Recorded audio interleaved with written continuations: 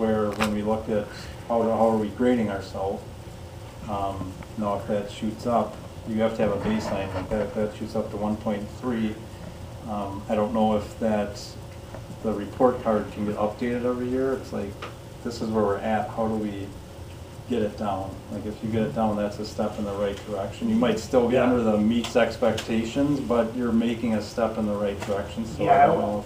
So, okay, so what Ryan said is like this metric, you set the bar.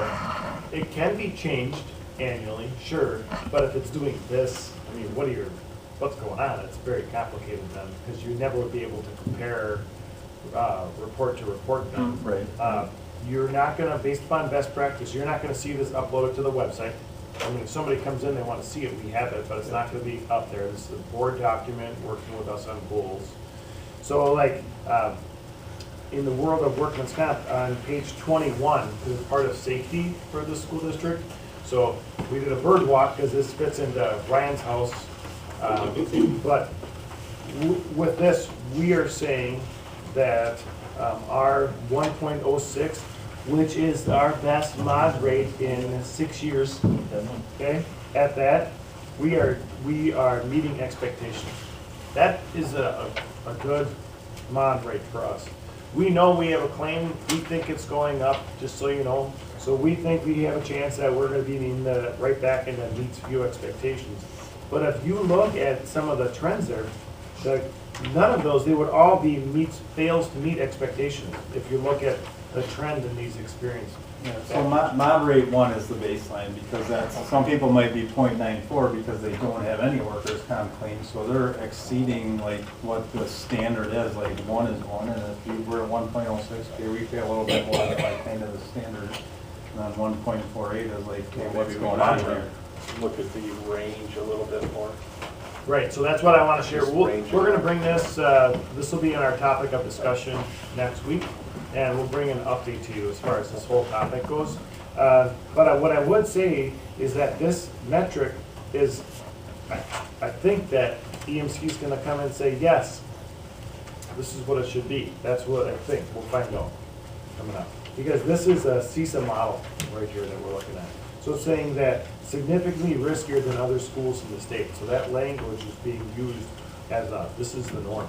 So we'll do some investigation and we'll come back. Okay. So the bond rating, which is the last one on here, again, this one has pages 14 through 23. I'm not going to cover it all. Page 14 through 18, that's the best case I could do. I talked to S&P who did our bond rating. I said, what if we called you and said, come in next week, are you going to give us a list of what you're going to look at? They don't really have one. She did send me this. So some of this stuff to be mindful of, and when you kind of, if you want to factor in how could this impact our bond rating? So they look at economic factors, administrative factors, financial factors, debt factors, and then it says a variation of any of these factors can influence a bond rating. And then they go into like key ratios. I highlighted some on there: household per capita effective buying income, market value per capita, your top 10 taxpayers, how much of the tax base are they covering, available fund balance, debt service as a percentage of expenditures, overall net debt per capita, overall debts as a percentage of market value. And then they have some tables on there showing some of those percentages. But that's some of the stuff they would look at if they were to come back in. Page 20 shows what our current bond rating is, and that was from 2017 when you went out for referendum and the financing of that. So it's at AA-, which is considered stable. We were told at that time that it's almost impossible to get that. Yeah, there's something else so in we're there gonna that share we that. can. The yellow highlighting, I won't cover all that stuff. That's just stuff I highlighted. This is stuff that can affect the bond rating, stuff they would look at if they come in. But the biggest thing on here is page 23. So on the S&P Global bond rating at AA-, there's 65 districts in the state that are at AA-. That's 31.3% of the 205 districts that use the S&P Global are at that percentage. 15.6% are double A, and then only 4 out of 205 school districts are A plus, and nobody's at triple A. So as far as where Mayville is, it's right in the middle, so that's really, this is another one that would be kind of easy to grade on the continuous improvement action plan, especially since your bond rating isn't something we're going out and getting every single year. So, in this piece, we added in the why this matters descriptor. That says the bond rating reflects how our district is operated financially. This rating is important to investors interested in purchasing bonds that help finance district projects. And the only time you're gonna do that is in referendum. So, when you're looking at getting bonds, this is the only time you're ever gonna go get an actual bond rating. So a positive rating leads to a better interest rate, saving the district interest costs. The parameters for a AAA rating are considered not realistic based upon what we're seeing here. So therefore, we did not include that in this even rubric itself, the matrix. So those are things to consider for all of those, like, hey, in the audit report, getting 0 findings is not realistic. Therefore, do we just pull it off, like we've already made an assumption we should do here, you know? So that's things to consider, like there's 0 districts in the state of Wisconsin that have received a AAA rating. So Ryan mentioned we're in the middle. I would say we're in the top of the middle, right, of that, for sure, at the AA minus. But for us to get to a AA is going to be a big deal. And we don't know if we went, I mean, you guys going to referendum? It's got to do with county-wide income. Yeah, that's a big Some of variable it is, here yeah, too. per capita. You saw that. Those are things that we do We not can't have control. influence over. So you have to set the bar on what does it mean to you as Board of Education to say that you are exceeding expectations. And I think, like Ryan said, after everything all said and done, one is you understand what a bond rating is. Second is this is what the state looks like. What's good? Where do you want to be? I think we're in a really good spot. Strategically, how do we get up another spot? Well, we need to actually go out and write a check to get the bond rating. We Yeah, do the deal. yeah. It's the only way you're gonna get that to change. You don't look crazy about that idea.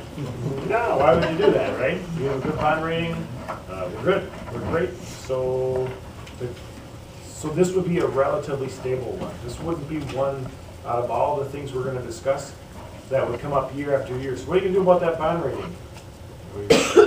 Do we need to get bonds? You know, if not, we're doing nothing with the bond rating. But what does matter is tending to the things that we can. So what matters in there? Your audit findings matter. So if you have a really poor audit and you went out to get a bond rating, it's going to show. If your fund balance has been majorly depleted, you ran it to the ground, it's going to show. You know, Right. so all these things, If you had a 15% fund balance. it would show in that. It would. So, and then economically, if something just went exceptionally well in the community, it would benefit. If something imploded, it would show up in here. But it would only show up if you're going out to get a rating. So right now, this is this is not a static changing number. This is what it would be. So once you set the bar, if this is it, then that's how it gets scored. And we are saying that if you look at the cover page, a bond rating counts only for 10%. So it matters, but we understand it's not as big of a topic.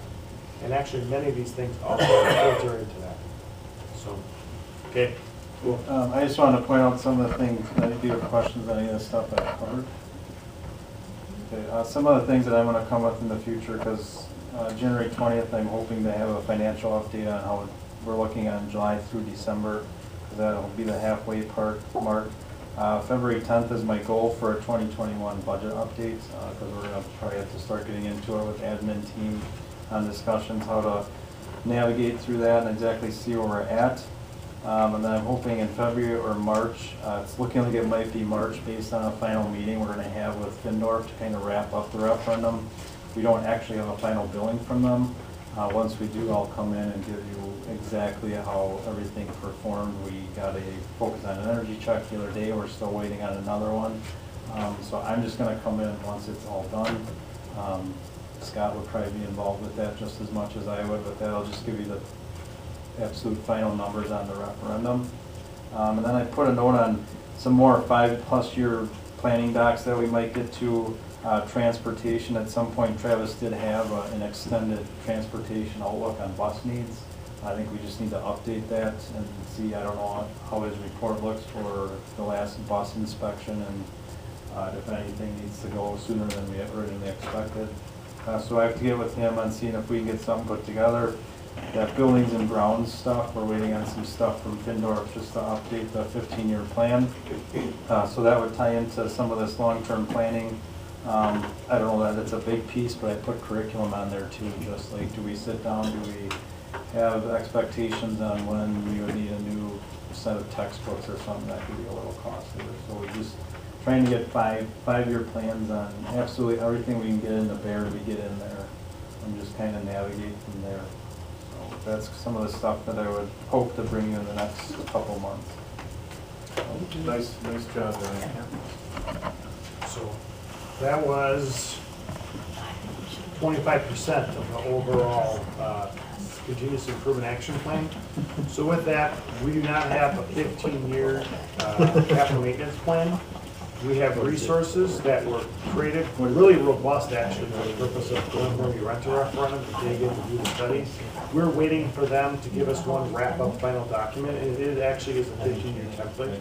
And when I looked at our budget planning resources, it's awesome to see how much we're able to accomplish. But we just need that wrap-up from them. So we have a meeting in February. We're expecting to have it before then. So, and then we'll start to we'll work with it administratively, and then we'll bring the B&G committee together officially to dig into that, and then it'll make its way to the whole board. So that's coming, but right now, we would say that there's no plan in place, because we've never had, well, I can't speak to it. In my time here, we've not had a 15-year plan. I don't know, we've got some We had historians here. 10 years and 5 years, Okay. right? None of them. Just general. So these are gonna be pretty detailed, and we did a lot of studies, so we won't have to bring in consultant after consultant to get this started. I think what we will do is we'll kind of figure out what that next round that we wanna dig into is, and then we'll engage with different consultants to figure out like an action plan for that. So there's plenty to do there. That'll always be like a significant project for us. It's just helpful. Right, so with that, we're gonna wrap up the continuous improvement action plan discussion tonight, and just say, hey, I hope you can see the progress that we've made, and we're gonna continue that as much as we possibly can throughout this year, knowing that some of the work is gonna happen in the spring. So we'll have some more, I think the way to do it is by these kind of buckets, these silos of these core areas. So we'll be bringing another core area coming up here in the next month.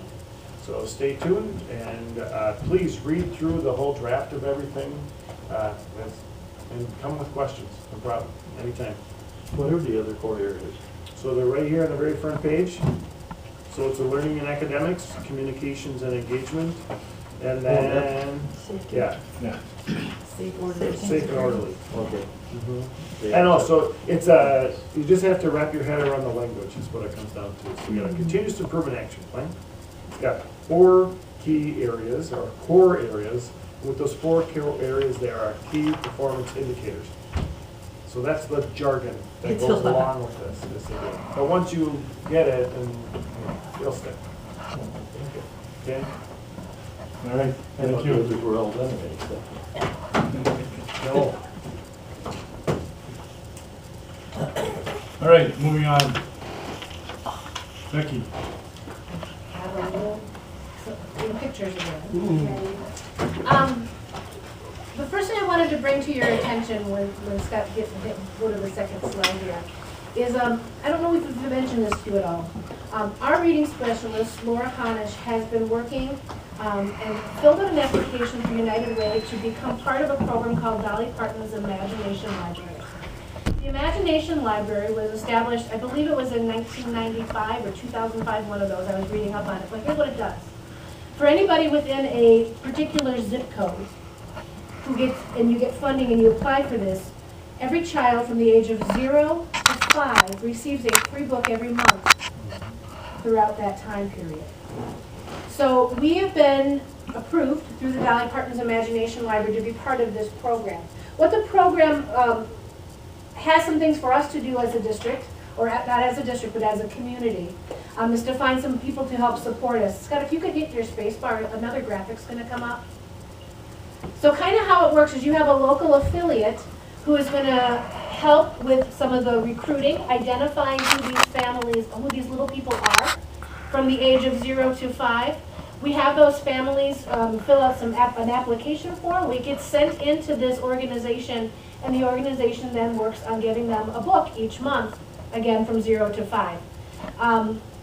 There is a cost. It's $2.10 per child, and that's where we then look to local funding throughout the community to be able to help support that.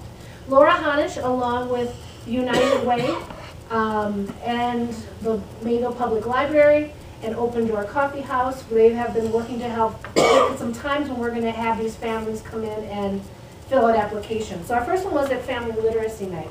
So at Family Literacy Night, we had 20 families sign up. So this month, 20 little individuals will start getting their monthly books.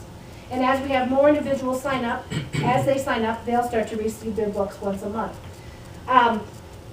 We've had, again, some of our local donors. We've had Alliant Energy donate $600 towards helping us support this program. Mayville Rotary has given us 400. Lions Club has given us 500. Scott, if you could hit your space bar one more time. Just prior to Christmas break, Laura filled out a Walmart grant, and we received $2,000 from the Beaver Dam Walmart and their grant program to help support this. So right now what we're looking at over the next 5 years, and that's kind of what we look at as that span, we'll need about $1,500 that Laura will continue to find ways of getting that money to help support this program. It's exciting to be able to provide this. Any family can do this. It doesn't have anything to do with socioeconomic status or anything like this. So there's the next event that families can come and sign up for would be on the 28th of January. They'll be at the public library. There'll be one in February and one in March. We will make sure we make this available and push it out on social media. We're going to make sure that we reach out to all of our families and let them know if you have a little one anywhere between 0 and 5, please, and we encourage you to reach out to Laura to get the application to sign up. Again, it doesn't cost them anything. The book comes in the mail in the child's name, so it's fun to even just know that these kiddos are going to be getting mail. But to build a library for those little people, by the time they're 5, if they start at 0, they'll have 60 books that they'll be able to have. I was thrilled to see this when the news broke online and in the paper, because I found out about this program a few years ago through my oldest son, who's a big Dolly Parton fan. Oh, sure. And so I like, he's 22 now, but I'm like, look, Dolly's gonna give books to kids here now. Yeah. And I recently learned that Dolly Parton's Imagination Library is one of the biggest purchasers of books in the United States. It's international. Yeah, This program is like called bigger than international. Barnes and Noble. They Yeah. buy more books than Barnes and Noble, Yeah. which is phenomenal. Yeah, it's very cool. So just wanted to kind of give you a heads up that we are in the process. We've got, and the one thing is not as a school district. When we applied for this, we had to pick a zip code, and we picked just one zip code. So this is for any families who live within the 53050 zip code that are eligible for the program at this time. If we find that we want to expand it to other zip codes, we can. But right now, so it won't hit every child in the district, but it's the families within that particular zip code who will benefit from it. But that's how it's set up, like you Correct. have to It's by apply zip code, yeah. So could, We could expand it, or we could apply again and reach out to our other zip codes. But we thought we'd stick with that particular zip code to start. get the momentum. You're missing the upper 2 miles Yeah. Yeah, of yeah. Mayville School You District. could have the Dick Think Imagination Yeah, Library. stick Yeah. figure. There you go. Library. Your imagination. It can be Yeah. big trucking. I think quite a bit of our district is in the Horncroft zip code. Ours is, mine personally is. So you got a Orchid? We have like two. We have like 5 different zip There's a lot of codes them. Yeah. in our district. And Laura was aware of that, but we decided we would start with this one Hartford, first and start to go from yeah. there. I'm thinking it's the downtown area. Where is the 52050? The Oh. whole city. That's what they said, the limits. city. Yeah. And And outside of outside the the city. cities. About 4 miles outside. Yeah, that makes sense. So does the age group get the same book? No, it's based on the age of the child. So if you're an infant, you would get more board books and books like that. So as probably age groups, yes. So if you were a 4-year-old, then probably a similar book would be coming to those 4-year-olds. over the course of that time period.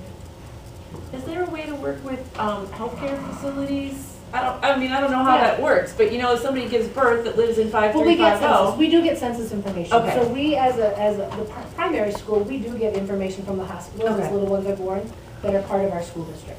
So then, yes, we'll be able to take a look at those and send out a letter or an application. Yeah, it has to be an opt-in. That's Yeah. what I learned tonight. I knew Yep. that we received it, I knew what the age group Yep. was for, I knew the zip code. But What I we need just the, learned we need is. the parents to be able to sign them up for it. Interesting. Well, that's awesome. So just anybody help spread the word. Yeah, spread the word, and we'll put it, like I said, we'll push it on social media, we'll push it out to our families, if they know of anyone within that zip code who fall into that age range, we'll have it at 4-year-old when we do our 4K information night in February. And what little one who's like a 4 or 5-year-old would love getting mail? Mail, That's I a know. book. That's pretty amazing. Yeah, Mhm. right. Just another thing, next Tuesday, and this is actually Parkview and the middle school through 8th grade are having a math night. As you know, we've talked about the introduction of our new math curriculum. This is kind of a family engagement opportunity. It'll be kind of a drop-in from 5 until 7 that families can come in, and every grade level will be represented at this evening and in their classroom areas. And the kids will be able to come in and bring their parents in and kind of showcase some of the things that they're doing within the math program, some of the math games and the workplaces that the kids are doing. They'll be able to do that with parents. Some of the grade level will have take and make and that they can take home and have some of these activities they can practice at home. So that will be taking place at the middle school. Again, we're bringing everybody into one location, so families who have kids split between Parkview and the middle school don't have to worry about going between the two locations. We'll have staff all in one spot to try and make that, to kind of ease that particular difficulty or barrier that can sometimes come into place when you've got littles in both buildings. So that's next Tuesday. And then just a couple of pre-holiday things. This is our first graders traditionally spend about an hour on the day before we head off to break making gingerbread houses. So you can see some of them working on their creations. First grade saves up milk cartons and they build them off of milk cartons.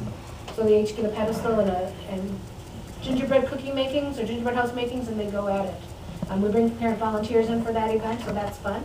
The next is some of our pictures from our visit from the National Honor Society. National Honor Society, this is the 4th year the NHS comes down to Parkview and celebrates beginning of holiday break with our kiddos, so you can see all the fun from the bigs to the littles. We're enjoying, it's about a 45-minute absolute party in the gymnasium that takes place. And you can see in that top middle picture, the big kids then came out to recess with the littles. So you had the big kids out at recess with them as well. So it's, I think, fun by all. And as I had mentioned, we have our Santa, AKA Travis Bates. There you go. So thank you to our Santa Claus for coming in and being part of our festivities. And that's what I've got. Thanks, Becky. You're welcome. Bob? Yep, got a few items. First of all, I want to share that I received an email from donorschoose.org, and Mrs. Walker, one of our reading interventionists at the middle school, had applied for a grant there to purchase classroom sets of books, and she was funded by 5 different individuals, and she was able to purchase 4 different sets of books. But there were 2 of one set and 1 of the other 3, so 5 sets total of 4 different sets. And these sets of books will be available for classroom libraries. And the idea was to help build our classroom libraries up, so when students have an opportunity to choose a book, they can choose more than one type of book to read. And our students typically are reading more than one book at a time through our literacy instruction. Miss Walker and also Miss Castine has also started a new reading incentive for the second half of the year. It's called Snuggle Up with a Good Book, and it encourages students to work with parents and read at home, where students will read a book and the parents will verify that the book was read, possibly sitting with the student, asking questions, or listening to the student read. We'll sign a marshmallow. That marshmallow will come back to school and will be placed upon a big cup of hot cocoa that's up on the wall. And we have a big cup of hot cocoa for every classroom in grades 3, 4, and 5 represented. So we're looking forward to those marshmallows coming in and a high count of books being read at home.